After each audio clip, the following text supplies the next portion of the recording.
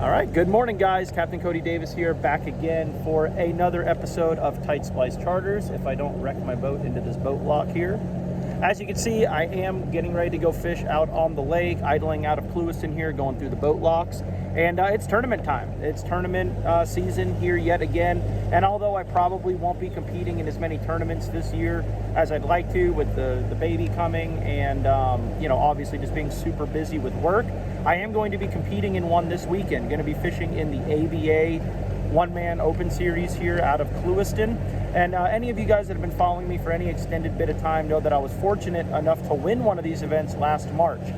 Crazy thing is, when I called yesterday to sign up for the event, that was the last one I fished. I literally didn't fish another single event the rest of the year. So I don't know if I just got tied up with work or what happened, but yeah, so maybe I'll go 2 for 2. That's best case scenario. Super excited to get out here and fish these format of fishing. Like I think I mentioned, this is very similar to a BFL. A lot of you might be familiar with. Not that I don't enjoy fishing with Kelly, enjoy fishing with my wife, a buddy, in a team tournament, but I just feel like I fish better when it's just me. I got to focus on me, and I can just fish the way I want. You know what I mean? I mean, besides my co-angler in the back, I really have no one else to worry about.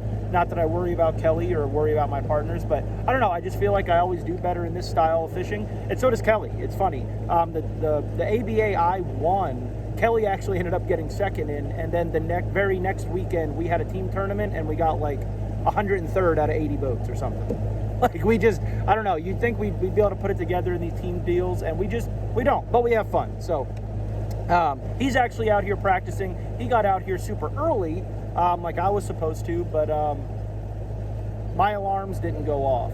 You know, that whole excuse. So that's okay. I kind of had a game plan on where I wanted to start this event anyway. In the morning, I had a starting spot, so I'm kind of not too worried about not going out here super early. That way my starting area, my starting routine stays true. I don't even need to go over there and look at it. So now we're just going to be looking at new water, really. The lake's coming down, the water temperature's cold, a lot of things are going to change, and a lot of things are going to change come tournament day. So my main objective is just to find a bunch of different areas or small spots that I could run to in case my areas get overcrowded or my water gets dirty, and just find some techniques or maybe even a pattern that I could run all around the lake. $5,000 first prize, maybe even close to $6,000 with all the boats that are going to be in it. The Toyota Series event is going to be here the first week of February. So I think there's 260 boaters down here for that from all over the country coming down here to compete. I myself will not be competing in that derby. I've got trips booked, but I am going to have a couple of anglers competing in it, staying at my house. And there's going to be some big bags brought in for that. So maybe we'll go to the weigh-ins and do some filming there. But so with all them guys down here, a lot of them are probably going to jump into this event. So might be a pretty big payday, and it's just a big deal in general. You know, I want to do good. So we're going to get out here and try to spend a full day. It's about 9 a.m. now, and just practice till dark, hopefully. So that's about it. It's a little cool. You know, it's in the 60s, which is cold for Florida. Got every rod and reel I own, every bait I own in the boat. And we're going to go see if we can figure it out. So we'll catch you out there.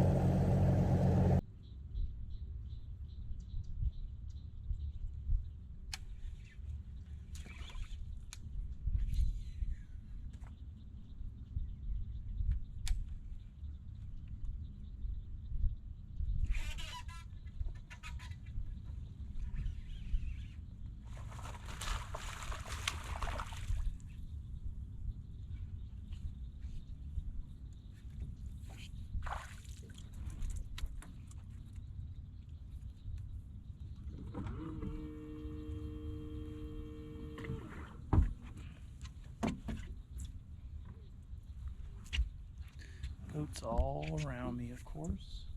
I think they're crappie fishing, but that's the first bite I've had all morning. But it's a good one. Post spawn, but light. Right in the middle of a thick mat. Fish is real cold to the touch. I don't know what the water temp is because I don't fish a unit on my boat, but fishing a beautiful area. An area I have a lot of confidence in, and I've caught fish in the past. Haven't probably been in here in over a year, but it looks good. Water's nice and clean. A lot of beautiful mats. Surprised that's the first bite I've had in them, but I mean, I felt them ticket on the way down, and you can see I lifted. I mean, it was just rock solid. I should have just pulled the trigger, but I might set the hook on one more, and then the other bites I get in here, if I get any more, I'm just going to shake off. But the reason I stuck that fish, you want to see, one, how big he is. It's a good one, 3.5 pounder or so. Real white belly, fresh fish, just coming in, so it's a good deal. Also, she was post-spawn, it looked like that, or she was still, producing her eggs or whatever. I mean, she was just not quite ready to pop yet. I don't know. That's why I'm going to stick a couple and see what I'm working with in here, and hopefully we get a few more like that.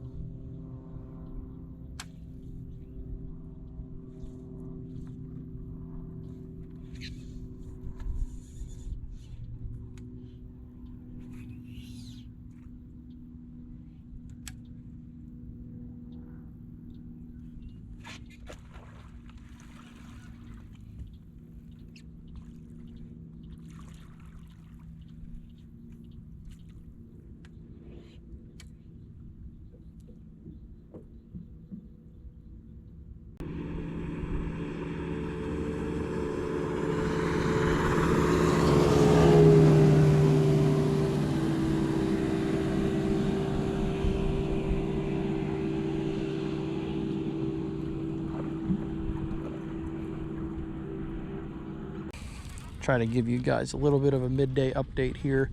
Only caught one fish, had a few other bites. I've shook some off, lost one in a mat, and then kind of got out of that area. And I've hopscotched around a little bit. And, I want to say it's been tough, but at the same time, I have some areas where I know I have some fish that are staged up, and I just chose to not even go over there and look at it today.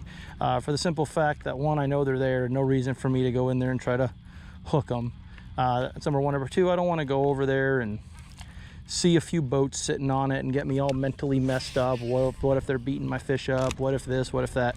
I'd rather just not know and just go fish it, totally open-minded on tournament day. So I know it's going to stay clean. Pretty sure it'll be fishable. So we're just going to hope and pray and try to start there. What I'm trying to look for here is just plan C, D, E, F, G, in case my whole day just crumbles apart from underneath me. And we've all had those days, and you just got to be prepared for it. So just trying to find some other areas where I could come through and possibly have a chance of catching one big one. Throwing a chatterbait right now. The water's pretty stained. There's some bait in here. Got a lot of eelgrass and peppergrass, some sparse hydrilla. And just trying to see if I can just trigger a good one to bite to give me confidence, to come in here and do this. If we had a lot more wind, I feel like they'd really be on this bait a lot more than they are. But just trying to see if we can get bit. So we're up here on the shoal right now, and just gonna keep fishing our way back towards Clewiston, I think, and we'll see if I find anything special.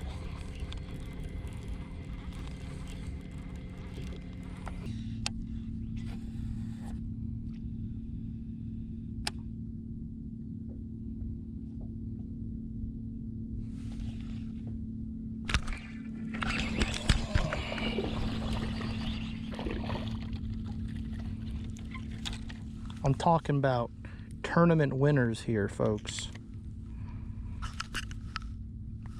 Baggins. Look how perfect that little bass is, though. Look at that. That's a future 8-pounder right there.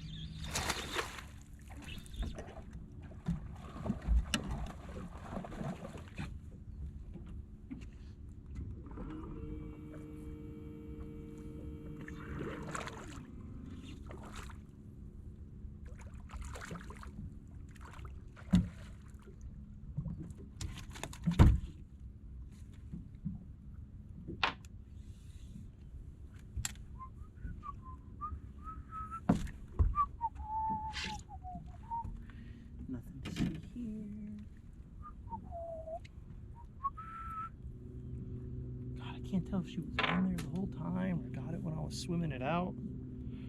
That's a big one though. Big old pre-spawner. That's what you want to see right there. Man. One or two boats around me.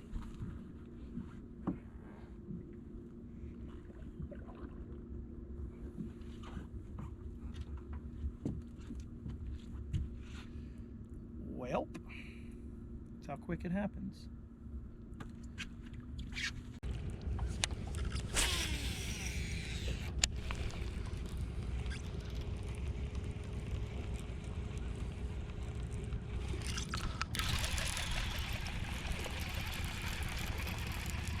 I'm talking about biggins now.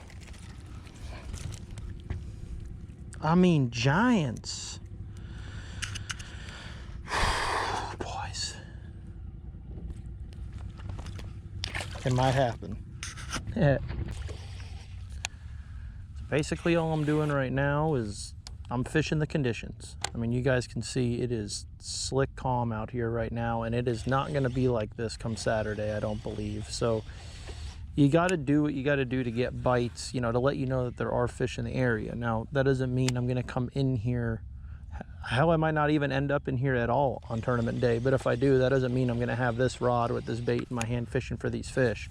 You know, these fish might move. They might set up different. They might get on something different with the different weather conditions. So this is basically just letting me know that there's fish around. You know, this is how I love to catch them. Trust me, you guys know I love to flip as much as possible, but I think that's what makes and breaks a lot of tournament anglers, is them not being able to adjust. You know, you find them one way 3 days before the Derby and you go back planning to catch them the exact same way, and that very rarely ever happens. So you guys can see I'm just pitching these little sparse reeds and these little Kissimmee grass clumps and stuff because it's like calm. I mean, these fish are going to lay up in them, you know, and hang out. But if we start getting some wind and some breeze, it starts blowing some bait up in here, a lot of these fish are going to push out towards the main lake a little more into these boat lanes where there's some current, and wait for some shad, or, you know, just simply just go out there and feed, you know, in general. So that was a good fish. You know, that was a 5-pounder, probably real fat, pre-spawn, beautiful fish. So hopefully there's a few more of them around. But you know, come tournament day, I might, like I said, I might not even be doing this. You know, if I can get one more bite in here, I'm out. You know, I know there's a good group of fish in here, but I'm planning on, with the wind, being able to find a spot where these fish are staged right now, but might go out and feed, and I can catch them on a chatterbait or a worm out in some of that submerged eelgrass, which this particular area has a lot of out here in this open bay. So that's a good sign though. Catch one big one like that, and if I can get one more bite, I'd feel really good about coming in here. And like I said, I mean, it's protected enough where I might be able to flip up some of these fish if they're still in these reeds. But I'm thinking with the wind, you know, you got to think ahead. I'm really thinking a lot of these fish are going to push out, and you'll be catching them on a chatterbait or a big easy or a swim jig or something along those lines once that wind and current start moving. Now, the other thing you got to think about is these fish I'm catching right here, they may not do that, and them fish that I am fishing for out there in that open water just might not be biting right now because the conditions aren't set up for it. So that's something else you got to take into consideration, and that just comes with time on the water, knowing when you're around the right stuff, when it looks right, you know, and having confidence to go back there, even if you didn't get a bite. So that one big one, I know she's not alone. So hopefully if I can get one more good bite, that'd make me feel real good. And this spot's not very big. There's a couple of guide boats in here shiner fishing, so I know people have been catching some fish in here. And that'd just make, you know, just another stop I could make if I had to. Keep at it here. Okay, so that's going to wrap up my practice day. Went okay, could have been a lot worse, could have been a lot better, but did catch one good one. Shook off a bunch of fish that you guys didn't see. I shouldn't say a bunch, 3 or 4. One was a good one, right? One right there at the very end. When I pulled into that last spot, I flipped into the reed and the line jumped, and when I lifted, she was just mowing grass down before I even set the hook. There was a boat literally 100 feet behind me, so I just kind of put it in free spool and shook the fish off. But that was the only bite I had in there. But I guess that's, you know, not necessarily a bad thing. That's just you know, not as much in my head come tournament day, although I do plan to finish up my day in that spot. So it is what it is. Eliminated a lot of water, caught that one big one in a random spot that I had no intentions of fishing, which now I might if I have to leave my primary area. So just gotta hope and pray my primary area is held out. There's not a lot of people beating those fish up, and gotta pray I can make it up there and over there come tournament day. It's supposed to be very windy, so getting ready to pull the boat out here. Gonna go home, relax. Tomorrow I gotta work and get off the water somewhat early, get everything retied, respooled, and ready for Saturday. So appreciate you guys hanging in here this long. And I guess I'll see you guys tournament morning, unless I have anything to report back on prior. So catch you guys in a little bit.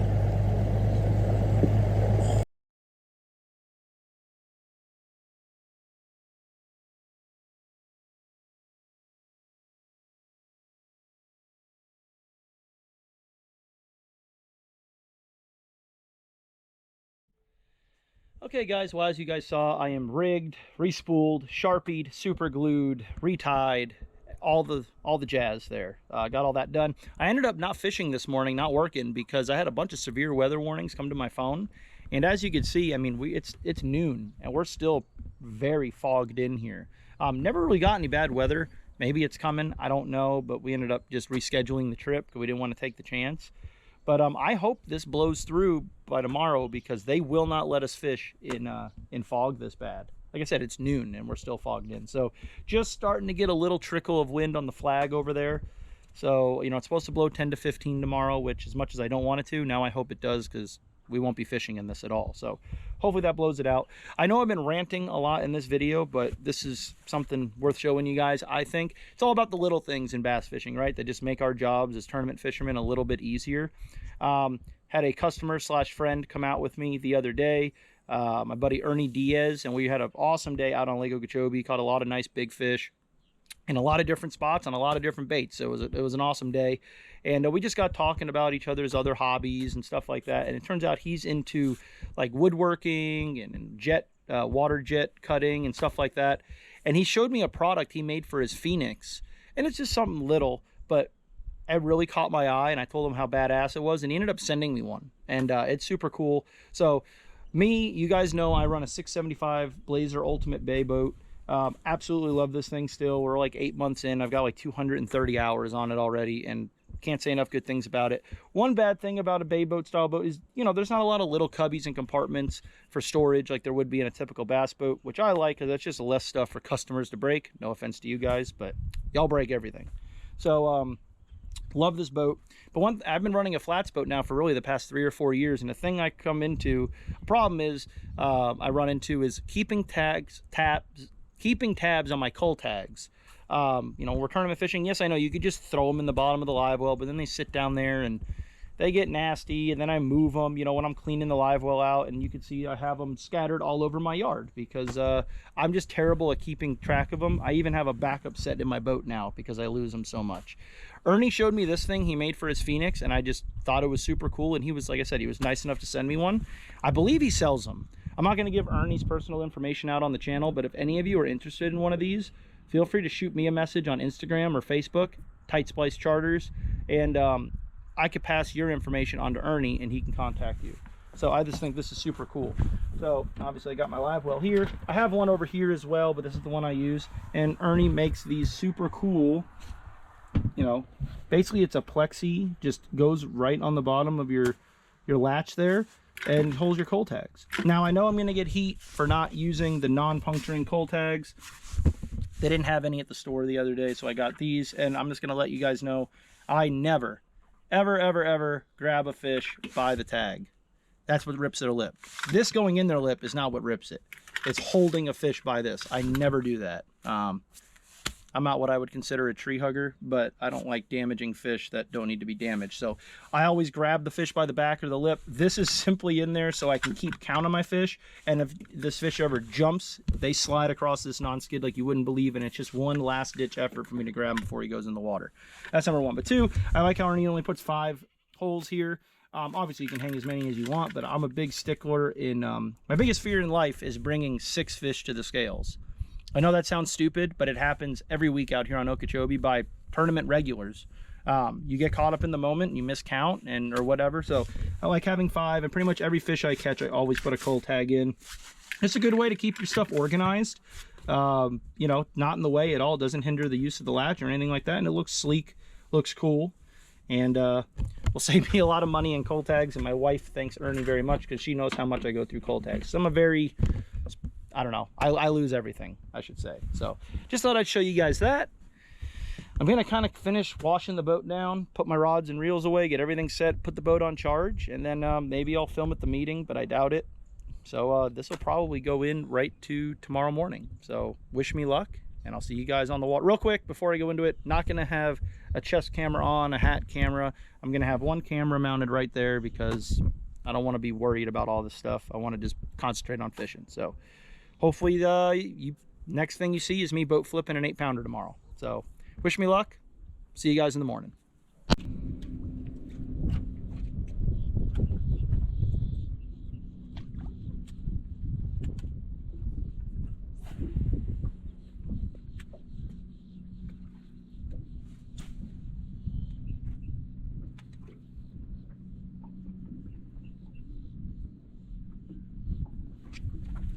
Look at that. That's a good fish, bud. I got him.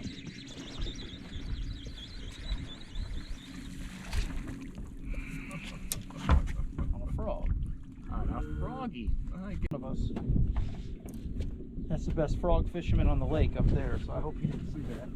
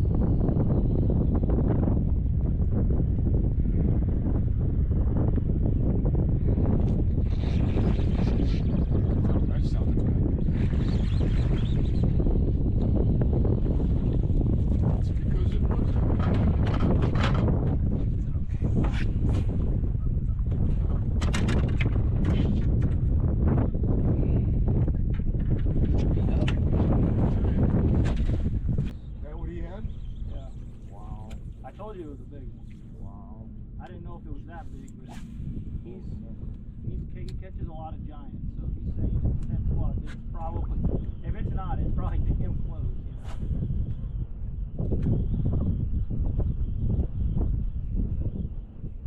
The good thing about this area is they'll just keep coming in here. Like you could sit here all day and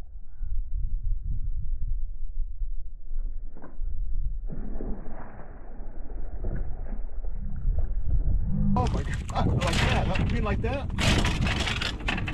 came up in like slow motion. You see how they're real white but they're real skinny? Yeah. They're just coming in, laying their eggs. They're coming, going, coming, going. No spawn, but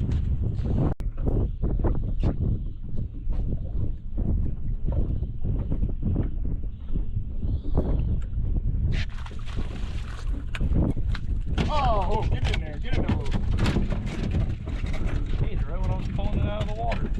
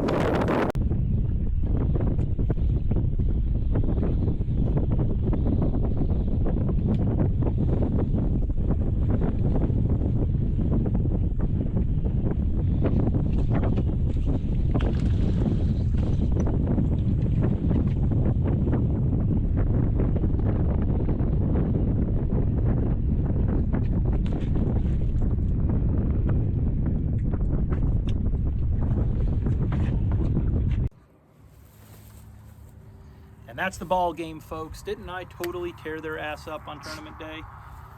Just definitely was not the outcome I intended, not the outcome I wanted or was hoping for, but that's just how this that's the name of the game. That's why we love this sport. You're going to have good days, you're going to have bad days. And, I told you guys from the beginning, I intend to keep this channel 100% honest, and that's what I'm doing. So you're going to see the good, the bad, the ugly, everything that goes with tournament bass fishing and just bass fishing in general on this channel. And I just didn't get it done. Don't really have any excuses or anything like that. It just wasn't my time. But, a lot of the big touring pros are doing these 2020 reflection videos after the day of their derby or a few days after their tournament, discussing what they would have changed, what they would have done different, what they think they did right, what they think they did wrong. And I'm in no means a professional, but I like those ideas just because it helps, the person making the video just kind of be able to talk about it and whatnot and move on from it. But also it just kind of lets, I enjoy watching because it lets you into the mindset and see how these professionals, go about their day, how they would adjust if they had a second chance at it, and how they read the water, when they stay, when they go, and things like that. And like I said, I'm in no means a professional whatsoever. But some of you may be interested in it and just hearing about how my day went because, all I have is 5 or 6 fishing, fish catch clips in there. Didn't have much time to talk with the weather, and obviously I was in a tournament also. So, the day I mentioned before in the beginning of the video, sorry for that sneezing, my goat is staring at me, just pissed off at the world for some reason, doesn't like me sitting on my swing. The day started, or like I mentioned at the beginning of the video, I should say, I had an area that I had a lot of confidence in that I wasn't going to practice in. I just wanted to go up there with an open mind, full of confidence.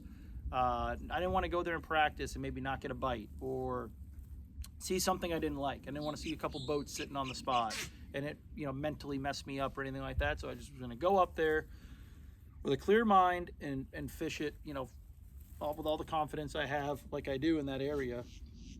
Spend a lot of time there and just kind of go from there. And my intentions were basically it's a spawning area where a lot of big fish are known to move in and out of. And I wanted to fish the outside of this particular area.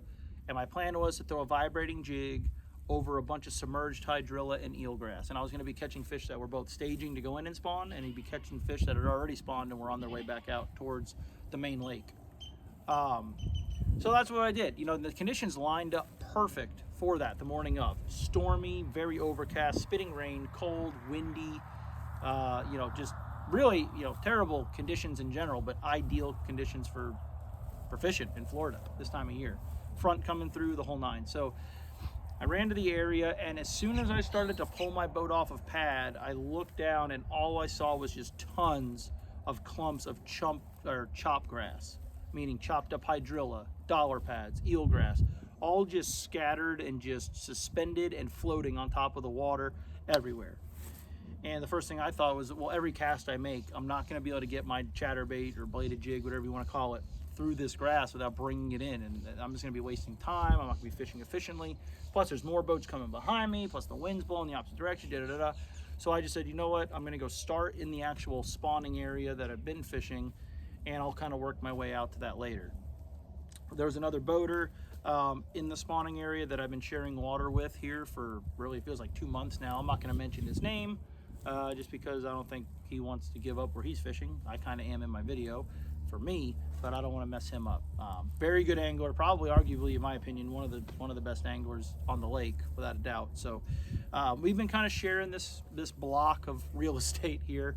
And when it comes to this particular block of spawning area, he happened to be sitting on what we've decided is the juice. I mean, this is the spot within the spot where you're usually good for a big bite and a few fish. And he was sitting on that first, he was there first, the whole nine, it's perfectly fine. And what me and him have been doing, we've kind of been doing a rotation around this general area. So we're both getting to fish everything, and our boats are not running over the fish, running over the beds, stuff like that. So he was in the front, I was in the back. My very first cast of the morning, I caught that 2.5, 3 pounder, whatever it was, on a frog. I said, well, that's a good way to start it. I boxed the fish, and I stand up to make another cast, and the other angler is boat up, fighting a fish. I see the co-angler scoop it in the net, they high five, and he picks this fish up, and it's a 9 pounder. Okay, absolute giant of a fish. So what does that do? One, it's kind of a kick in the gut because you're just like, oh man, he just caught a damn 9, 10 pounder. I don't know how it ended up being, almost 9 pounds.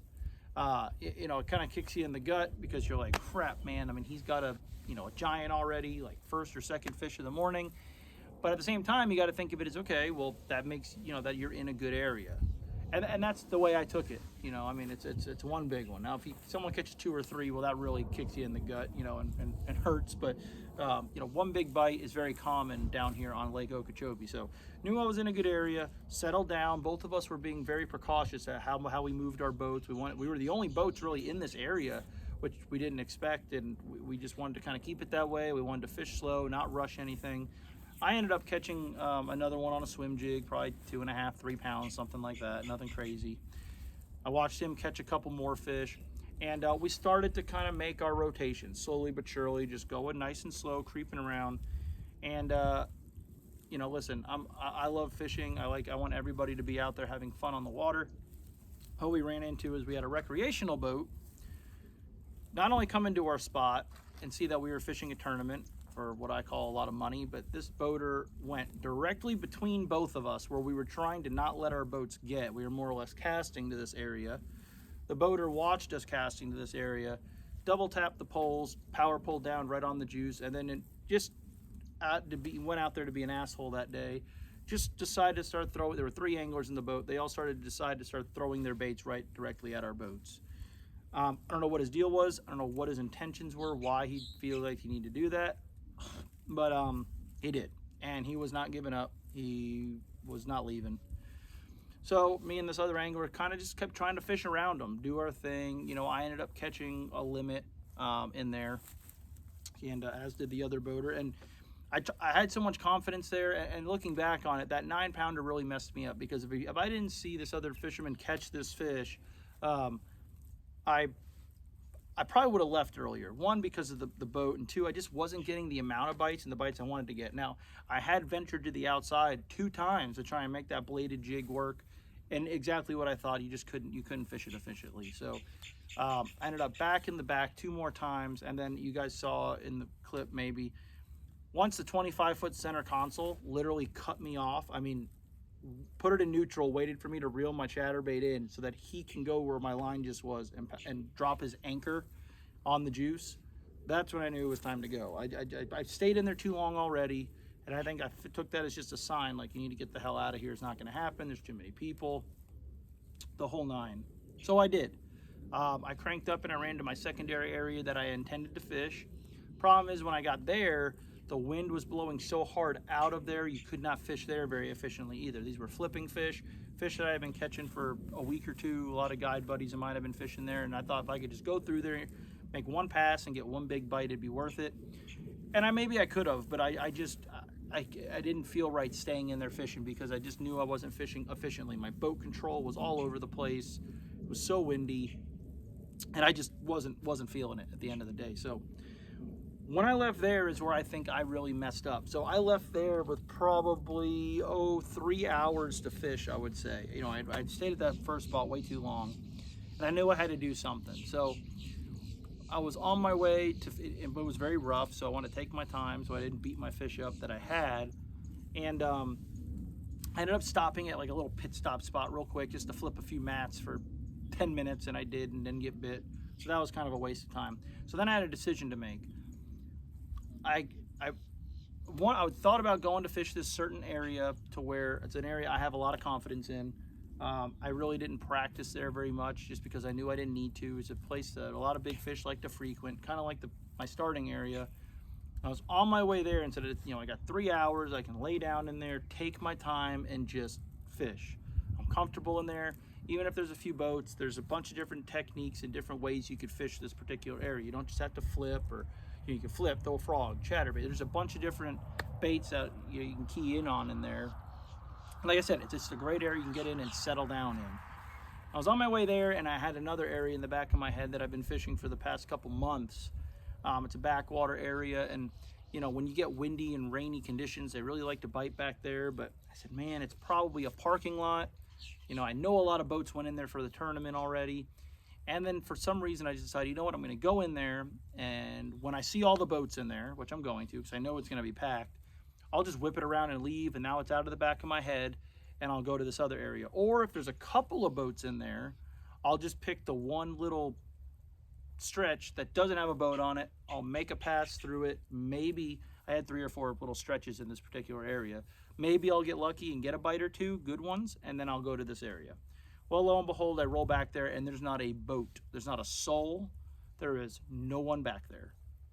So now I run into a problem because I thought if I was going to fish there at all, I was going to get 150-yard stretch, where now I have a whole 75-acre area that I feel like in the back of my mind, I need to cover the whole thing because now I can fish the whole thing. It's all fishable. I don't have boats to compete against or anything like that. That's what messed me up. I should have went to the best thing I had in there, fished it, and that would have been a good gauge. If I didn't get bit, I should have just got the hell out of there and went to the next area, but I didn't. Instead, I kind of panicked. I put the trolling motor on 100 and I just started casting that big easy and that swim jig and stuff like that as fast and far as I could, trying to cover as much water as I possibly could, because at the end of the day, I wanted to get through this whole entire bay before I had to go in, which I did. I got through the bay, but I never caught a fish. I rushed it. My co-angler ended up catching a 7. He had 1 bite all day. So he's back there just taking his time, got nothing to lose. He's kind of at the mercy of whatever I want to do, and he ended up catching a 7-pounder, which would have helped me tremendously. But I think I was just fishing too frantic, trying to cover as much water as possible, and that's just, to me, that's not how you win out here on Okeechobee.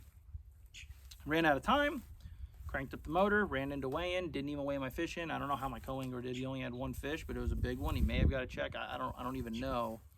And lo and behold, the spot I was originally intending to go settle down in is where the tournament was won. 28 pounds came out of there. And, you know, that was kind of a slap in the face. Like, hey, you should have just been there where you knew you could take your time and fish better. You'd fish calmer. This is not a big area. I don't know how many boats were in there, but you could fish the whole thing if you fished patiently in an hour, really. So I could have made 2 or 3 passes through this productive area where I have confidence and could have fished it very efficiently, as opposed to trying to fish this 80-acre plot on 100 and frantic, and that's where I messed up. So you live and you learn. So that's kind of what happened. You know, did that boater that came in there in the first spot mess me up completely? No. I mean, I'm not saying that's why I didn't win the tournament. At the end of the day, I mean, there could be a few boats in there. The problem with that boat was he had his boat where the fish were, literally on top of him. So that kind of messed me up. But at the end of the day, I should have left earlier. I should have, you know, when I knew that wasn't panning out, which I had a feeling it wasn't an hour and a half before I left, I should have left. And I just tried to make myself stay there, just fishing off of, you know, past history kind of thing, which is never that smart of an idea either. So, yeah, I don't know. That's all I did. You know, all the guys that did good in this event fished one area. My partner Kelly ended up getting a good check. He had 21.5 pounds. He never moved his boat. My buddy Matt from Matt W Fishing, whose YouTube channel I plug on here all the time, you know, he ended up with almost 24 pounds, and he fished one certain area all day. The guy who won, I know he stayed in there. I mean, that's really what it takes, especially this time of year. Maybe in the spring and the summer you could do a lot more running and gunning, but down here, you know, finding an area where you're comfortable and you could just sit down and fish, that's what wins the ball game, in my opinion. I just never did that. So that's about it. Never had a giant bite that pulled off, never broke anything off, never lost any big fish, never rushed any hook sets, anything like that. I just never got the bites, and it's because I truly think I did not put myself in a place where I could get them. You know, if the other angler did, I mean, I was around there, but once that other boat got in there and I got mixed up in that rotation, I should have just called an audible and left. But anyway, you live and you learn. Like I said, it was fun. Sorry this video went so long, but you know, I figure you guys would be interested in it. Caught fish on a swim jig, a frog, a chatterbait. I caught one flipping that didn't help. Maybe one on a big easy or something, maybe one on a worm. I don't know, really just junk fishing. The lake's looking good, you know. I mean, we've got a lot of cold weather finally hitting us now, which is crazy to think about. So yesterday was literally 36 degrees here at my house when I left to go out on the lake. I think it was 36. This morning it was 42. It's about 2 o'clock in the afternoon and I am sweating in a long sleeve shirt. It's like 80. And I think we have another front coming tomorrow. And then the next night it's supposed to get down to the 30s again.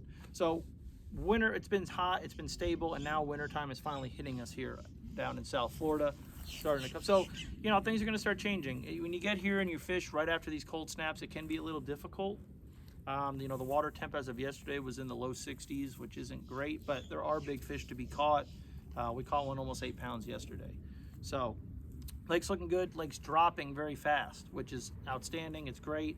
This spring and summer is going to be a very good one, I believe, if they let this water get low. We need the water low in the lake, not just for the health of the lake, but for the fishing. So if you're looking to book a trip, here's the deal, and I said this in my last video, this is not me bragging or anything. I think I have 1 day available left in March. February, I'm booked. I don't have a single day. March, I think I have 1 more day available. And then April, I'm open in the beginning of April, the end of April, that kind of important thing, my son being born, is going to happen. So I'm not booking any trips come the end of April through the beginning of May. Use that time to stay at home and hang out with my newborn son and my wife. Then after that, you know, I mean, come mid-May, that is my favorite time to fish Lake Okeechobee, without a doubt. If you like frogs, if you like schooling fish, if you like flipping a big beaver style bait or a big jig, May's the time. Early April's the time. Even June, July. Don't be shy to come down here if you're down here for anything and want to book a trip. Most of the time I'm only going to have you out there for 3 or 4 hours in the morning, but it gets to be some of the best, you know, fishing you've ever had in your life. You catch 60 or 70 fish in 2 hours in the morning. I mean, that's God's honest truth, what can happen, especially if this lake gets low. So that's where we're at. I appreciate all of you watching. I appreciate you guys staying with me on this one. Everyone who stayed and watched this 4.5 hour video or whatever it is. Appreciate all the kind words from all of you that watch the channel. And most of all, I appreciate all of you that have been booking trips with me and keeping me busy. So that's about all I got. And until the next one, you know, I don't know, I'm going to try and squeeze out a couple afternoons to try and keep some content coming to you guys, doing some more garage videos and stuff like that. Gonna try and start switching it up. I mean, Lake Okeechobee's great, I love it, but might try to go do some snakehead fishing, some peacock fishing, some a little bit different that you have available to you if you make a trip down here to South Florida. So we'll see what happens, and until the next one, I will catch you guys later. Tight lines and be safe out there.